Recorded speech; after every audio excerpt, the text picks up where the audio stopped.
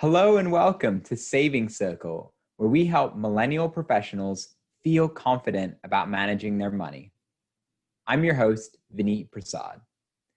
If you're looking for strategies to help achieve your financial goals, you're in the right place.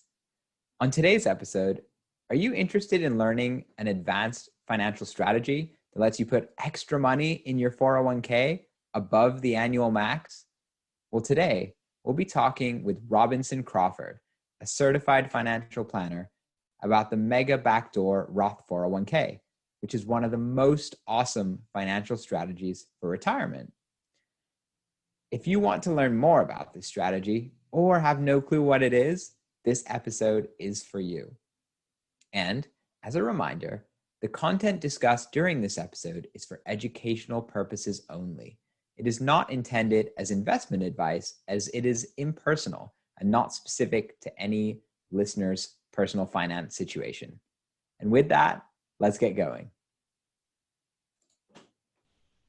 Robinson, it's so great to have you on the show today. Thank you for joining us to talk about the Mega Backdoor Roth.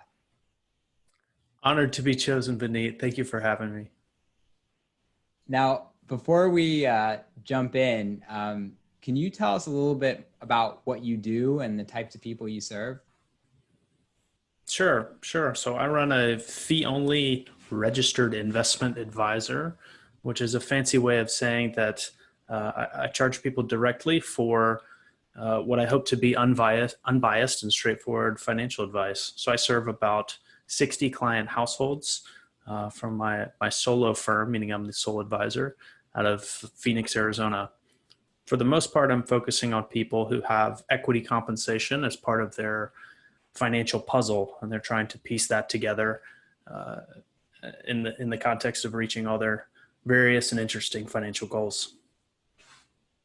I love it. And I should mention too, I think Robinson is one of the best at what he does, and I'm a big fan. So that equity comp jigsaw puzzle, I think you're one of the best in the industry at piecing it together. So now, I do have another question for you before we jump into the Mega Backdoor Roth. Just to give our listeners a better sense for who you are, can you share an unusual hobby or a guilty pleasure that you enjoy? Ooh, I'm going to go with a an online game with a bit of a cult following. It's called GeoGuessr. It's a geography game where you get dropped into a random part of the world on Google Maps, and you can click around and use context clues to figure out where on earth you are. My fiance hates it. I couldn't love it more. I think it's incredible.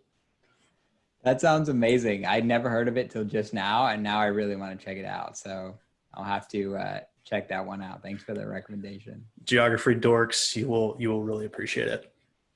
Fantastic. All right. Well, now I want to, jump into kind of the subject for today, the Mega Backdoor Roth. So the first question I have is, what types of people should be considering a Mega Backdoor Roth? What are some of the signs it could be right for you? And maybe just starting with just a very high level description of what it is in the first place. Sure. This is a strategy that, first and foremost, if you are even in the stratosphere of someone who can consider a Mega Backdoor Roth, you are affluent, you are wealthy, and you should consider yourself lucky. We'll start with that.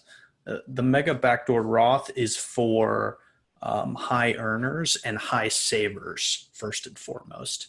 Now, not all high earners and not all high savers are eligible or can take advantage of it. But for those who are, it's a really kind of elegant and kind of beautiful strategy. Excellent. And just following up on that, can you, tell us a little bit more about what it is and kind of, we'll get into the mechanics later, but just like the 30-second version of what is a Mega Backdoor Roth? Mega Backdoor Roth is a funny term used to describe a strategy of stuffing more money into a 401k than most people are able to through their salary deferral max, which is called the 402G limit, which is what most people consider quote unquote maxing out their 401k. If you've ever heard that term, they're probably referring to the fact that they can max out the 402G limit, which for 2020 is 19,500. The Mega Backdoor Roth in certain plans is a way to get more money into your 401k above and beyond that limit and above and beyond any contribution from your company. Awesome. So just let me repeat it back to you, make sure I'm getting it correctly. So if you are a high earner, you're a high saver, and you're maxing out your 401k, and your plan allows for this, you can put extra, money above your typical cap through this strategy. Is that correct? That is correct. There's plenty more details inside of that, but you've got it right. Okay, fantastic. I love it. And so now kind of going into that, what are some of the benefits and costs of doing a Mega Backdoor Roth? Good question. So the benefit is that as a saver, you are building up a very efficient part of your savings plan, which is the Roth portion or the tax-free growth portion. So the word Roth, for most people, what comes to mind is a Roth IRA. If you're not familiar, a Roth IRA allows you to use dollars that you've already paid income tax on to invest and grow. So your growth, your dividends, your interest should be tax-free if you allow them to grow and wait until retirement age to withdraw. This is a very powerful thing where in some cases, if you save and invest diligently enough, the growth in your Roth can be more than the money that you put in the first place.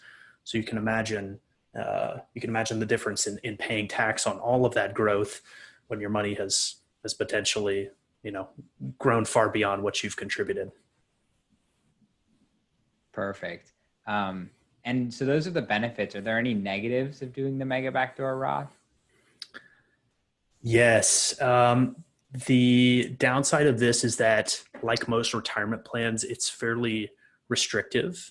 This money that you save in a Mega Backdoor Roth is tied up from a tax and access perspective. So this doesn't make sense for someone who has goals that they'd like to fund with their excess savings pre-retirement. For instance, this doesn't make sense for saving for your kids' education or for a home purchase.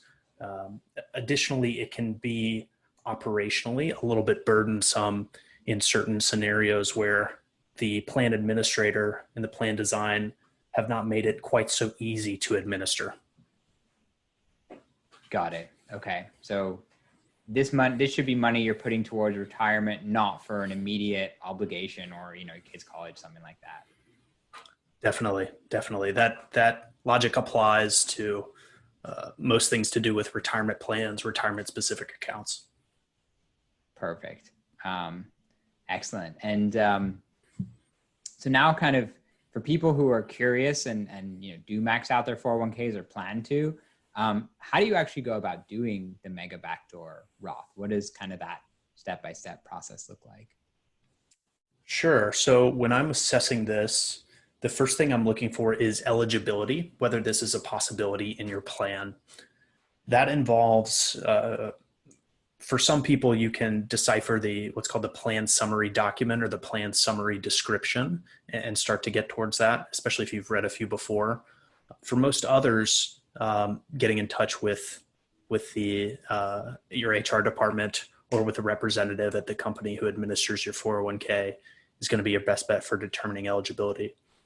But once you have eligibility in place, actually getting this done for most people is a matter of editing some settings within your 401k portal and or your payroll portal, where you're going to be dedicating a portion of your salary to the 401k that you did before. Remember, we talked about the 402G limit, and then potentially adding another section for what's called after-tax 401k, which is the method to get to the Mega Backdoor Roth.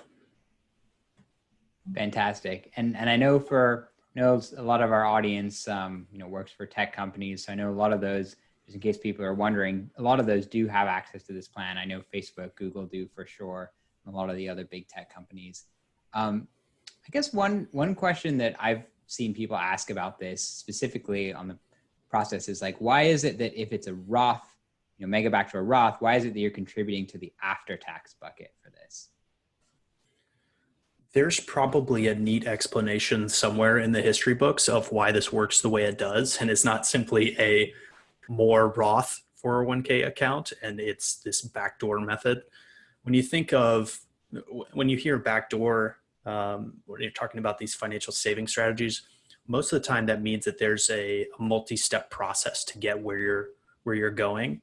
And that's the case here. So I don't know why it works the way it does, but ultimately, there are legal reasons, I suppose, or regulatory strange histories that have allowed for this to be a thing. But it is a multi-step process. You have to contribute to what's called an after-tax 401k, which by itself is not a very advantaged vehicle. The real trick of this and the real beauty of this is the ability to move from that after-tax 401k portion and either convert in plan or roll over to a Roth IRA, getting that Roth tax-free growth benefit. Perfect. Yeah, that was something when I was contributing to mine at Facebook. Like, at first it's like, okay, contributing to the after-tax, then it becomes Roth. You do a transfer. I know for some people, some companies allow you to do it automatically. Sometimes you have to move it yourself. So that's what you're talking about with that. It can be cumbersome depending on your plan. But one other thing, I want to assure people of, and you can, comment on this too, is that even though it's called backdoor, it maybe sounds, shady or something like that. It's totally a legal thing. In fact, employers, promote this as like a benefit, or the HR departments, talk about this. So. Definitely true. And I would point to the incredible set of rules around ERISA plans. ERISA stands for ERISA, or the Employee Retirement Income Securities Act, which is so large and complex that attorneys and law firms have dedicated their entire careers to just one subset of it. So ERISA is a really big deal. You don't want to mess around as an employer with breaking any laws with respect to ERISA. So I assure you that these large employers, Facebook, Google, Amazon, et cetera, did a very careful review of the risks of adding this to the plan, making it available to employees, and it is very much kosher from that standpoint. Excellent. So one other kind of last question I have is, what are some common misconceptions or mistakes that people make around the Mega Backdoor Roth, or in terms of how they think about it? Good question. One mistake that I see is the failure to understand that the Mega Backdoor Roth only sits on top or in excess of the 402G limit, which is that quote unquote maxing out your 401k that the lucky high earners that are able to contribute that full $19,500 for this year, more if you're over age 50. This is only in excess of that. So until you're already contributing a significant amount into your 401k every year, this isn't for you. It's impractical and doesn't make any sense that you would go Mega Backdoor Roth with your first $5,000 or $10,000 or $15,000 of contributions. That doesn't work. Any other misconceptions? It's just operationally,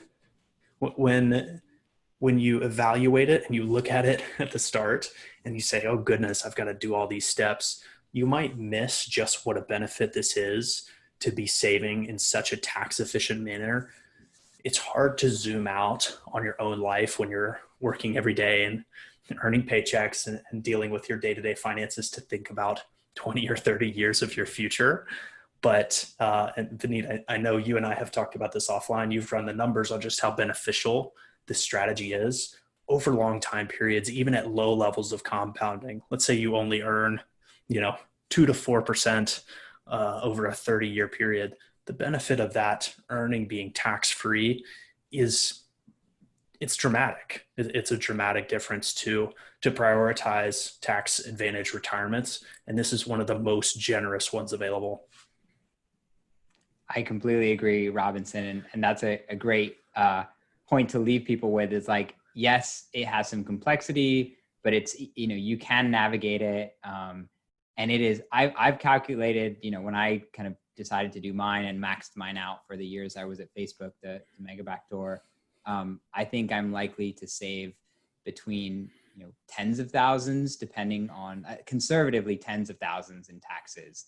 But if the market really, really grows over the next 30, 40 years, potentially hundreds of thousands, like in the low hundreds of thousands in taxes. So yeah, it's a really big deal. And so yeah, I think it's a good point. And so, now kind of coming out of the topic of the Mega Backdoor Roth, hopefully people feel more confident about it now. I'd actually love to know if you could give any piece of advice on any financial topic to a millennial tech professional listening to this podcast, what would it be? Very difficult question, but I'll go with a 4-word answer. Actually, no, this is maybe 5. I don't know how many it is. Simple models beat expert predictions. Simple models beat expert predictions. If I could give any one piece of advice, it would be to build models. Simple models work just fine, and follow those with your financial life. A simple model would be every month I take $1,000 and I buy an S&P 500 index fund. Your financial life does not necessarily need to be overcomplicated with an elaborate, fine-tuned machine. The elegant simplicity of saving and investing can't be overstated. It really works tremendously well. So do your best not to trip yourself up building something complex or trying to tweak for excess return or market timing or all these different things. You can do really, really well keeping things simple, trusting yourself, following good, timeless advice. And there's a lot of places to get that. So that's what I'd say. I love it. I totally agreed there. Great advice. And speaking of good places to find advice, what is your favorite book or online resource on personal finance that you could recommend to millennial tech professionals? Oh, there's so many good books. I'm going to give 2. One book that not many people talk about is called, it's on my bookshelf, sorry, I got to look at it. It's called The Aspirational Investor. It's by a guy, I think he used to run some big part of Merrill Lynch. But in it, he gives a really, really interesting framework of how to bucket your assets and how to think about what they might do for you. Aspiration being kind of a key word there. The idea embedded in there is that there are assets you can buy and approaches you can take that are truly aspirational in nature, meaning they will change the fabric of your life if they pay off, right? Many of you might know someone who invested in the right startup at the right time and their life truly looks different now because they made that. But The Aspirational Investor is a really good book about that topic and how to weigh those things. Online, I actually really like the blog from The Balance. I find myself returning to that. There's a local advisor here named Dana Ansbach, who's a retirement expert. She's absolutely terrific, and she's written a bunch for The Balance. I find their blog exceptionally detailed, usually updated. Always double check, of course, on things like IRS limits. You want to go to the IRS website for those, but The Balance has got really good content. Excellent. I think I read a few of their articles myself and can agree with that. My last question is, how can listeners follow and connect with you? Sure. I've gotten a little bit less active on social media, but you can find me on Twitter. It's a personal Twitter. It's not a business one. It's Robocraw, ROBOCRAW. Or you can check out my website, which is montav.com. It's short for Montebello Avenue, which is the name of my firm. Excellent. And I do recommend, if you're in a situation where your finances are complicated or you want someone to talk to, the Mega Backdoor Roth with Robinson's a great resource. So excellent. Thank you again, Robinson, for being on today. This was a really valuable talk through of the Mega Backdoor Roth, and I think it'll be valuable to the people that are listening. I hope it was valuable. It is a bit of a hairy topic, but glad to explore with you, Vineet. Thanks for having me. Absolutely. All right, and thank you again, Robinson, for your excellent insights and tips. And thank you to the listeners for checking out today's episode. For more personal finance hacks and tips, you can always check out my website, savingsacademy.com. And if you found today's episode useful, I would greatly appreciate you leaving me a rating or review so more people can learn about the show. And that's everything for today. Until next time, keep saving, my friends. Keep saving.